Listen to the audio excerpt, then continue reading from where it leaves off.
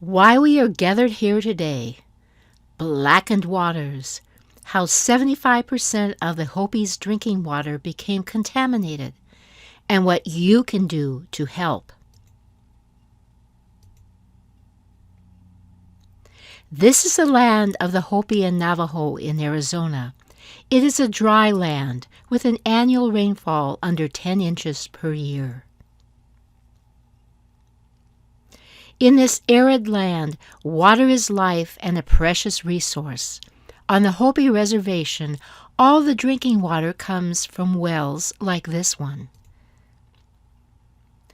The active wells tap into an underground water source called an aquifer.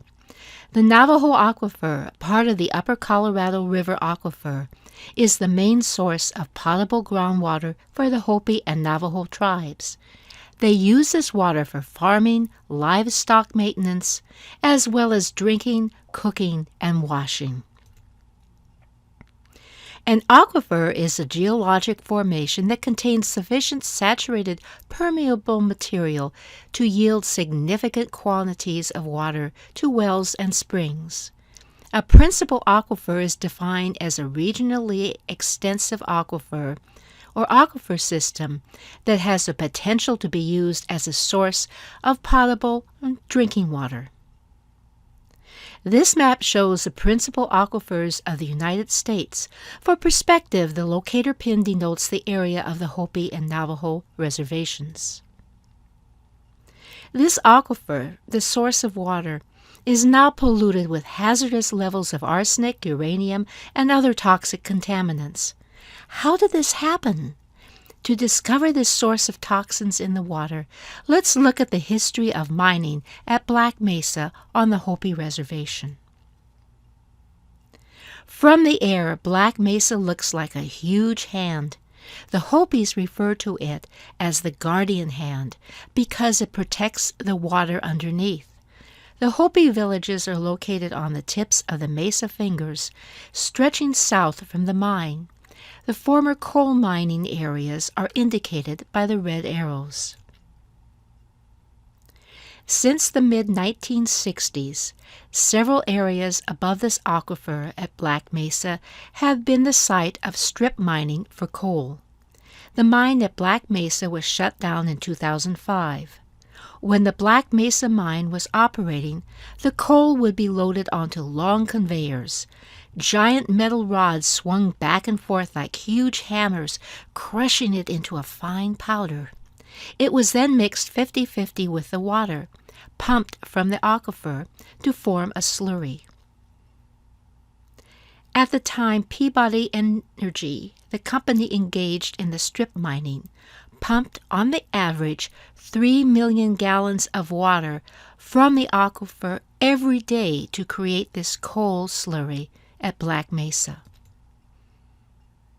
From this Black Mesa mine, the slurry mixture was pumped 273 miles to the Mojave Power Plant generating station in Laughlin, Nevada, where it was dried and burned to create electricity for Las Vegas, Phoenix, and Los Angeles. This was the only coal slurry in the United States until the operation was terminated on December 31, 2005. It was the only coal mining facility to use the groundwater in this manner. Even though the mines are gone, the ghosts of the negligent mining practices remain in the contaminated water of the aquifer. Another coal strip mine was located near Kayenta in the Black Mesa area. Opened in 1973, the Kayenta mine was closed in 2019. The Kayenta mines did not use the slurry method, as the coal was crushed and shipped by rail to the Navajo Generating Power Station near Page, Arizona. Aquifer water was used in the mining process, water to minimize coal dust, and water in the containment ponds. These containment ponds at the Kayenta mine were ostensibly constructed to prevent the degradation of surface waters that ultimately found their way into the aquifer. During its operation, the mine pumped about 1.5 million cubic meters of groundwater per year. Unfortunately, these containment ponds were not properly lined, which led to the leaching of toxic chemicals into the groundwater. Among these contaminants are arsenic-3 and arsenic-5, both highly toxic, and vanadium and uranium. The presence of arsenic is a result of the mining and processing of the coal. So what is arsenic? For our purposes here, it's a compound that is the result of mining and smelting and industrial use. Also, arsenic in its inorganic form is considered to be cancer-causing. A lawsuit filed by the Hopi against the U.S. government cited arsenic levels more than 4 times the legal limit. Note on this graph, which spans 3 years of data, the maximum EPA regulatory levels versus the actual levels monitored at 2 wells on the Hopi Reservation. So here's the impact of drinking and using arsenic-tainted water. Potential health effects. So large doses of inorganic arsenic can cause symptoms ranging from nausea, vomiting, and diarrhea to dehydration and shock. The cancer risk is clearly unacceptable, said Eric Olson, Director of Health Services for the Natural Resources Defense Council and an expert on arsenic in drinking water. So the cancerous effects are skin, bladder, lung, kidney, nasal passages, liver, and prostate cancer.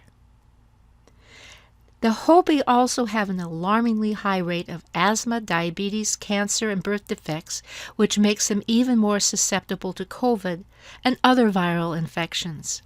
You can't have good health without safe, clean drinking water. Where to turn for help? Peabody Mines declared bankruptcy and is now defunct. 2 new deeper water wells have been drilled on the Hopi land. The EPA awarded the tribe $6 million to drill these wells, which do reach a depth of 2,300 feet. At this level, the aquifer water is cleaner. However, the Hopi need $18 to $20 million more to complete the project, which they don't have, and the funds are not forthcoming from the federal government. Meanwhile, what can we do to help? Through the grassroots efforts of Airline Ambassadors International, Clean Water Foundation of Washington, Sedona Spotlight, Ernest Tahoe, who's our boots on the ground, volunteers, and your generous donations, we have been able to provide clean drinking water to over 350 homes on the Hopi Reservation. Water filters are purchased directly from the manufacturer, which are specifically designed to remove the toxic contaminants from the well water. It's a team effort, from shipping the water filters from the manufacturer, thanks, that's Leon McLaughlin, to picking up the shipments in Arizona. Thanks, Ernest. This is a quick little view of how fast and efficient Ernest is in loading the boxes into his van.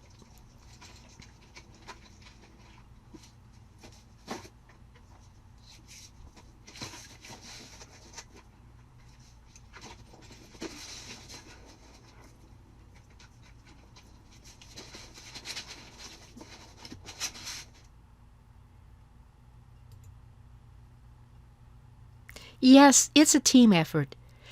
Delivering the filtration systems here to the Hopi Reservation, to installing the water filtration units in Hopi homes, and testing the quality of the water,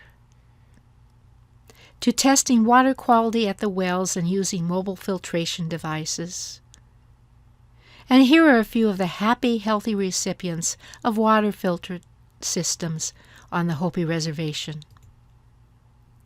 So 350 installations is a drop in the bucket of what the Hopi and the Navajo need. Clean drinking water is a human right. For pennies a day, you can help us provide clean water to the Hopi and Navajo. Thank you.